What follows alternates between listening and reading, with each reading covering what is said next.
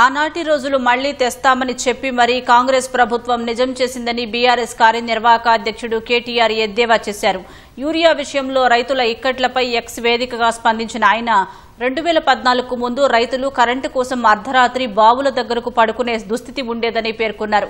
2025లో urea బస్తాల కోసం రైతులు ఎరువుల దుకాణం అరుగు మీద పడుకునే దుస్థితి నెలకొందని ఆక్షేపించారు. యూరియా కొరత, అన్నదాత కలతను కాంగ్రెస్ ప్రభుత్వం పట్టించుకోవడం లేదని మాజీ మంత్రి హరీష్ రావు ఆరోపించారు. కాంగ్రెస్ ప్రభుత్వం రైతన్నల పాలిట భస్మాసుర హస్తమైందని మాజీ మంత్రి నిరంజన్ రెడ్డి ఆరోపించారు. చాలా విషయాలు, గంభీరమైన విషయాలు మాట్లాడతారు మహానుభావులు వీళ్ళంతా, తెల్లారితే పొద్దుముక్తే. కానీ ఈ రాష్ట్రంలో ఉండేటువంటి 60% ప్రజలకు సంబంధించినటువంటి వ్యవసాయ అవసరాలలో ముఖ్యంగా పంటలు వేసినాక ఉపయోగించేటువంటి యూరియా సరఫరా కాకపోతే దాని మీద మాట్లాడడానికి నోరు లేదు, ముఖం లేదు. మరి ఒట్టిగానే రైతులు పోయి అమాంతంగా పోయి రోడ్ల మీద పడిపోతుండ్రా? అన్ని సక్రమంగా ఉండగా పోయి రైతులు పడుతుండ్రా రోడ్ల మీద?